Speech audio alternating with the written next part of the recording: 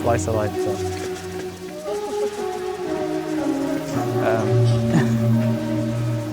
I'm gonna stop now. This guy's the star of the show.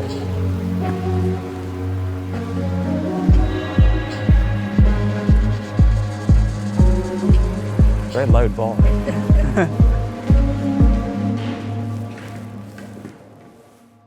Here at Crow Hill, we're drawn to music that is shaped by place. We believe sound is formed as much by setting as by composition, molded by cultural context, what surrounds you, and where you're placed in time. I'm Theo, a composer and songwriter, and with Crow Hill, I visited a near and dear place, Paris. Paris's musical heritage is always a source of inspiration for me.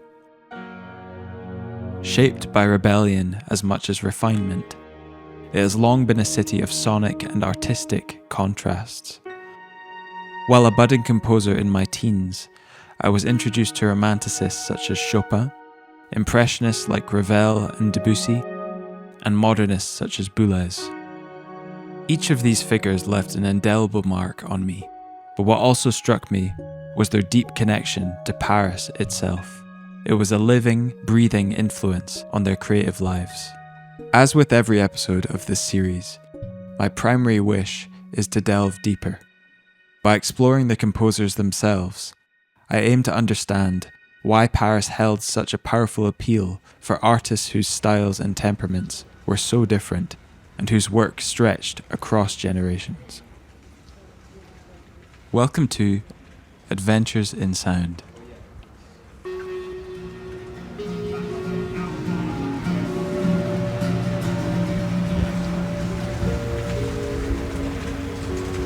We began our journey on the hilltop neighbourhood of Montmartre to explore one of Paris's most whimsical yet broadly influential figures.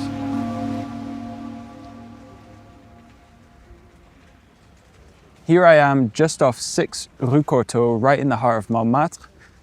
Over a century ago, this was home to one of music's most eccentric and quietly revolutionary figures, Erik Satie. Satie lived here from 1890 to 1898 during a period which many call his Bohemian Montmartre years. At this time, the neighbourhood was a hub of creativity. Loads of artists, poets, and cabaret performers flocked here for the cheap rent and to immerse themselves in the cultural scene. Satie fit right in. In fact, he worked just up the hill at the Chat Noir Cabaret, where he played piano and mingled with symbolist poets. But Satie was never quite like anyone else. He walked around in identical grey velvet suits, 7 of them, and carried a hammer in case he needed self-defense. He referred to himself as a gymnopédiste, which is a term he essentially invented. This period at Rue Courtauld is where Satie wrote some of his most famous pieces, including the Nocienne,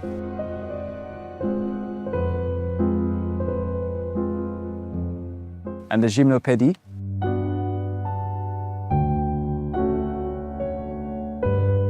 These works were radically simple in a time where classical music was drowning in heavy ornamentation.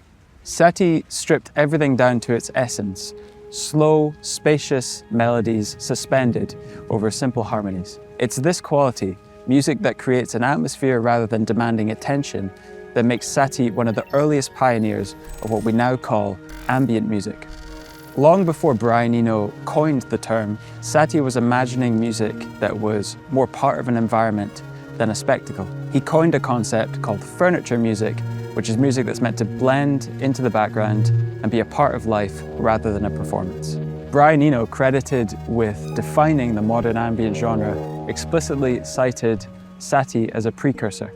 You can hear Satie's influence in the slow tempos, repeating patterns and structures of minimalist composers like Steve Reich and Philip Glass, as well as modern ambient composers like Aphex Twin and neoclassical composers such as Olafur Arnalds and Nils Frahm.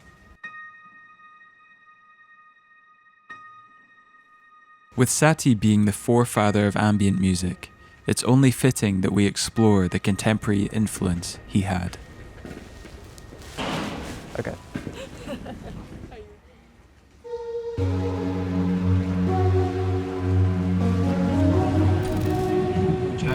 in Paris.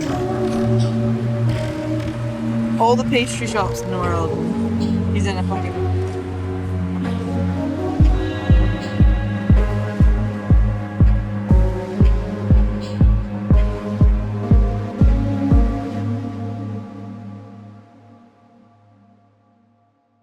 We're heading to Motto Books for a Patch Point pop-up. Patch Point is a part synth retailer, part hands-on playground, and part learning hub for electronic musicians. It is deeply rooted in experimentation and education, inviting visitors to actively engage with the gear they showcase.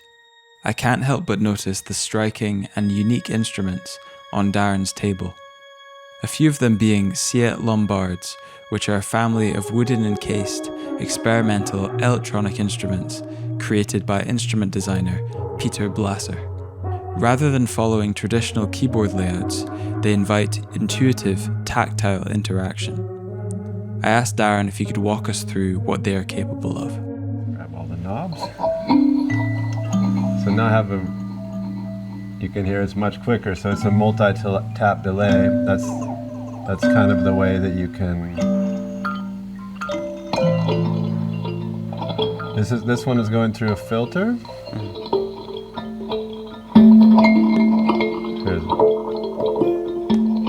Which you can modulate, and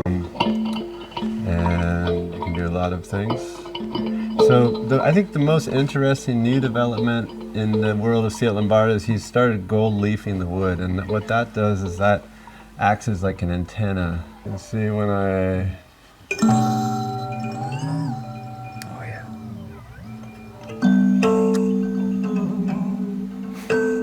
You have this, he added these basically added these gestural controllers to the instrument, wow, which is super nice. And you can do those, like a very simple thing I really like to do is just put it into the reverse. So that way you play, let's do it faster so it's, we're on multi-tap. So we're on delay. Huh?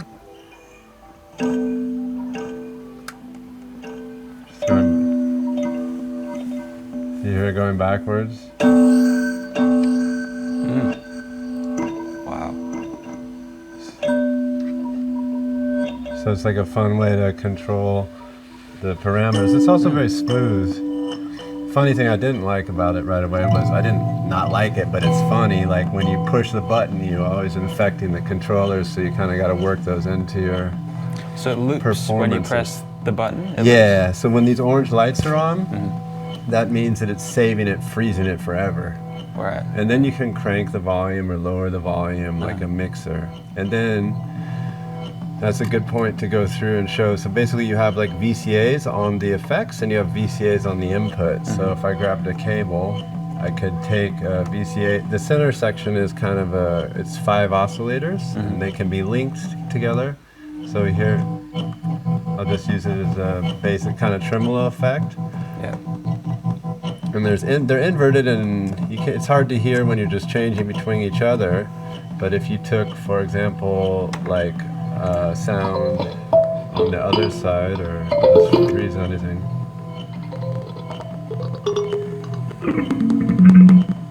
And well, it's probably better with it doesn't really matter. And you put it here,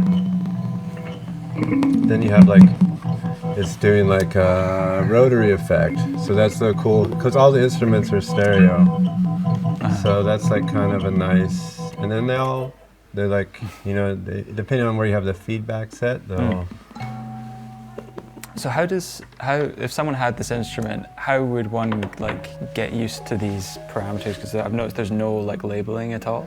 Is it just a kind of trial and error thing, and you find stuff I think that's cool? kind of the concept. I mean, there's a lot of community where they're defining the instruments, and he literally tries to explain them the best he can. You know, it's not like an esoteric thing. He's just really trying to explain the instruments the best he can. Yeah. And it's really just outside of the box of normal instruments, you know, and so there are manuals, you know, and he tells you like what each thing does. So It's but there's no Yeah. labeling on the I instrument. think I appreciate that because then you find stuff that you never would otherwise had it been labeled, you know? Because if you're looking for a particular thing, it's like the labeling helps a lot, but then you'll find stuff that you never would have, usually. Yeah, absolutely. So it's about discovery, I guess, these instruments. Absolutely, and, Yeah. and the fun thing with bananas is if you, for example, if you're not thinking about it and you're like, oh, I want to send this also to here, but this is connected to here, then you're also like, Yeah, manipulate, yeah. so sometimes you accidentally do stuff even if you're trying to do stuff. And, Yeah. it can become really nice because when the things are interacting with each other, they kind of make music with each other, like if some envelope from some sound is affecting another sound, it just kind of gives it a nice thing. Keen to find out more, I want to sit down with Darren to understand Patch Point as an entity and his connection to Paris itself. Why Paris is my question, I guess. Why would you pick here? I fly over a lot, and I'll just see it from the airplane. I've never been here, and I was here for that show in June. I'd never been here before, and it just seems... They have a particular way of looking at and finishing things. I never thought it was a city for architecture or buildings, but the buildings are built really well here. People have taste in a way, I think. So it seems, and the bookstore, it seemed like something I wanted, someplace I wanted to experience for a bit. So you're getting quite a lot of footfall in here and people are interested in... Yeah, I would say not tons, but the people who come are super excited to finally be able to, try the instruments. And the funny thing about Paris is a lot of people contacted us and they work. In Berlin, it's in Berlin people are coming at whatever hour, Lisbon too, because there's a lot of tourists. But here, people are oh yeah, can I come in my lunch break? Right. And, or I'm coming after work. So only people that have passed through during the day or not on the weekend are people that were passing through. Right. So like us. Yeah. What struck me was how intentionally open Darren seemed to keep the space. Rather than presenting the instruments as precious objects, Patchpoint encouraged me and attendees to touch, test, and play with these remarkable instruments. I was going to ask about this thing. So it's, Very cute. I love the bend. Yeah, the boring. Yeah. Thanks to Patchpoint and Motto Books for their hospitality. Now we're headed to the first arrondissement to unravel a pretty elusive and introspective character, Claude Debussy. Taking root by the Musée de l'Orangerie, Chocolate Eiffel Tower, Shy TV coffee, never Shy TV coffee. and a crepe. How do you say it? Well, the pronunciation is crepe, but Emily in Paris says crepe, so... And as a Frenchman, how would you say it? Crepe. I follow Emily's. Great. It was a fitting setting to explore parallels between Debussy and Monet, who shared an artistic approach that leans on atmosphere, pacing, and gradual shifts in tone. We're outside the Musée de l'Orangerie, which is home to Monet's vast, immersive water lilies.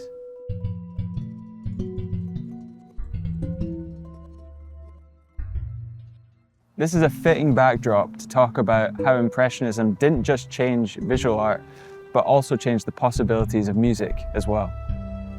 Claude Debussy became a cornerstone of the Impressionist movement, although he famously shunned the term.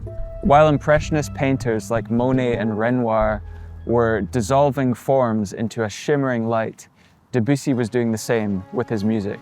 Much like these paintings, Debussy's compositions are undeniably ethereal, and he incorporates a lot of close voicings into his compositions, with the melody becoming quite blurred with the harmony. Instead of following the stricter forms and harmonic rules of the Romantic era, Debussy favored more fluid structures, subtle colors and moods, and harmonies that seemed to float and not resolve in a conventional way. He disliked the dominance at the time of Germanic musical forms and once quipped that Beethoven's symphonies were too heavy to float. He often incorporated whole tone and pentatonic scales with ambiguous tonal centers, which potentially originated from his visit to the 1889 Exposition Universelle, where he first heard Javanese gamelan music. He later said Western harmony suddenly felt too engineered compared to the circular, shimmering sound of the gongs.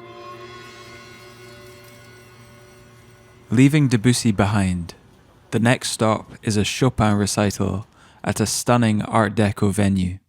Renowned for its exceptional acoustics, the space is crafted like a violin's resonant body, providing an ideal setting for his music. Grounded in Romanticist ideals, Chopin symbolizes a return to the piano as a direct, expressive instrument.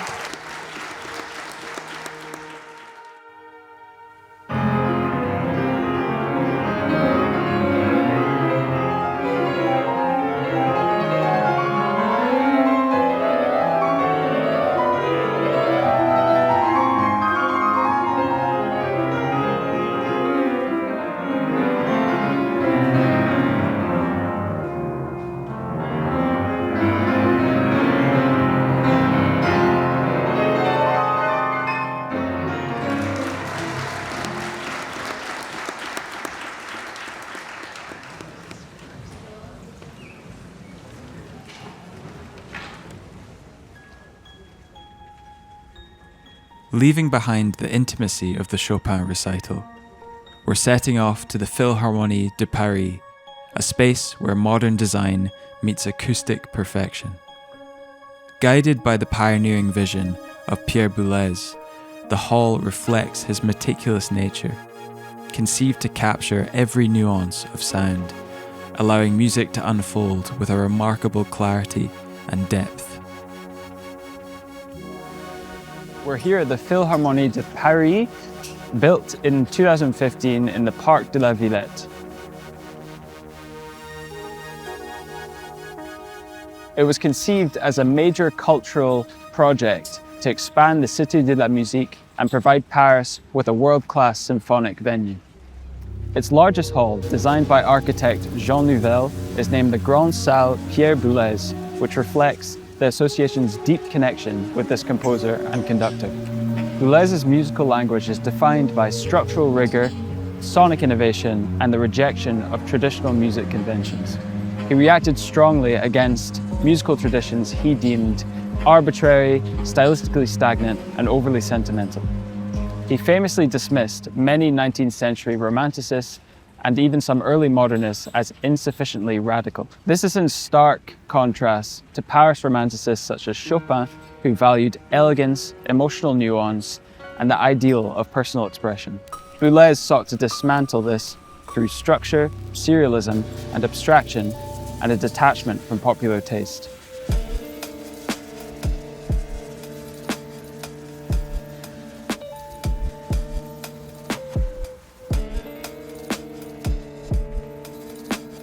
From Satie's quietude to Debussy's ethereal forms, Chopin's intimate romanticism to Boulez's architectural precision, Paris reveals itself as a city that thrives on contrast.